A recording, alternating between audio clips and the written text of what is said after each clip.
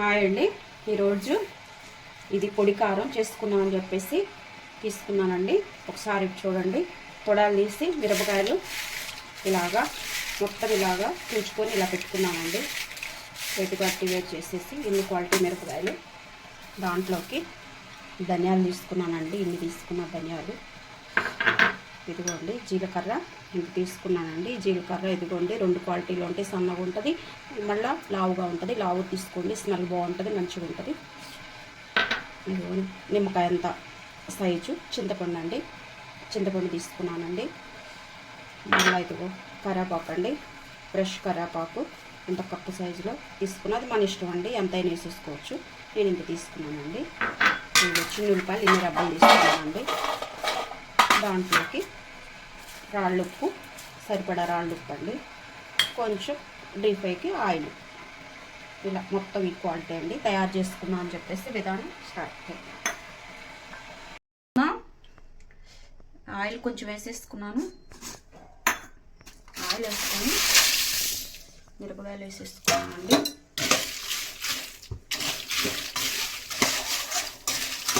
వేయించుకుంటున్నాము అండి, బాగా నల్లగా వేయకుండా.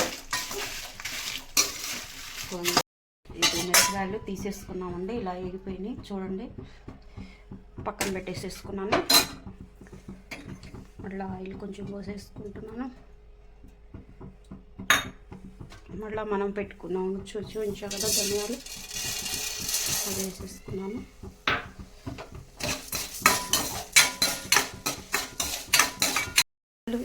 అయిపోయింది. ఇట్లా బ్రౌన్ కలర్ వచ్చేసినాక చింతపండు వేసేసాను.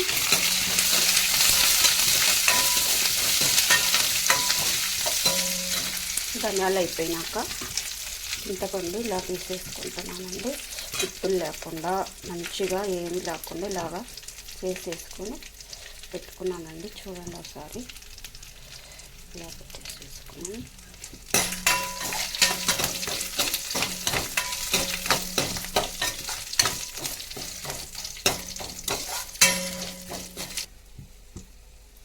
అయిపోయినాక జీలకర్ర అండి మనం పెట్టుకున్నాం కదా, కొంచెం వేస్తాను, కొంచెం ఉంచుకున్నాము.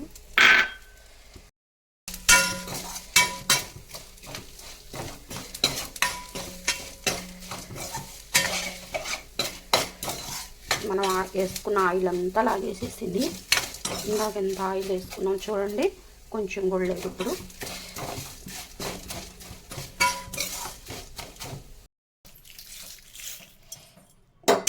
తీసుకున్న క్వాలిటీ వేసేసానండి.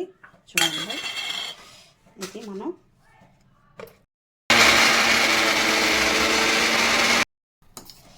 ఇలా అయిపోయినాక జస్ట్ మిరపకాయలు వేసేసాను. ఒక రౌండ్ అలా అన్నానండి, అయిపోయింది. నేను తిప్పి పెట్టుకున్నాను కండి అన్నీ అవన్నీ.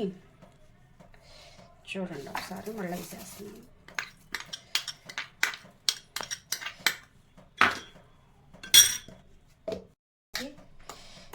మొత్తం వేసినాక ఇట్లా వచ్చిందండి. చిన్న ఉల్లిపాయలు వేసుకున్నామండి,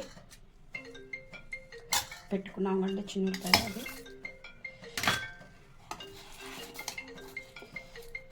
ఇలా చిన్న ఉల్లిపాయన్ని వేసేసినాక ఇలా వచ్చిందండి మనకి మొత్తము.